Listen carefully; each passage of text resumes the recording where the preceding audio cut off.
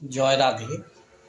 এবারে এই আষাঢ় মাসে প্রভু শ্রী শ্রী জগন্নাথ দেবের স্নান যাত্রা পড়েছে ৭ই আষাঢ় ২২শে জুন। এখন প্রশ্ন হলো, স্নান যাত্রা আবার কি? যারা প্রতিদিন নিত্য সেবা করে তাদের আবার স্নান যাত্রা কি?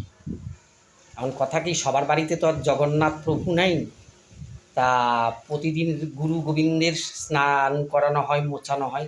ঠিক মতো আমরা সেদিন প্রতিদিন হয়তো গা হাত পা মোছাই, বা হয়তো অনেক ঠাকুর থাকে সবাইকে মোছা গিয়ে কিন্তু পুরোপুরি স্নান করাতে পারি না। তাই ওই দিন কী করবেন, যার যার ঘরে সেই প্রভু জগন্নাথ বলুন বা রাধাকৃষ্ণ বলুন বা গুরুদেব বলুন, যে যেটাকে ভালোবাসেন বা বিশ্বাস করেন, ভক্তি করেন, তাকে ওই দিনকার কী করবেন না, ঘৃত, মধু, দুগ্ধ, দধি আর কর্পূর মিশ্রিত জল আর চন্দন দিয়ে অবশ্যই ভগবানকে স্নান করাবেন এবং ভগবানের শান্তি দেবেন।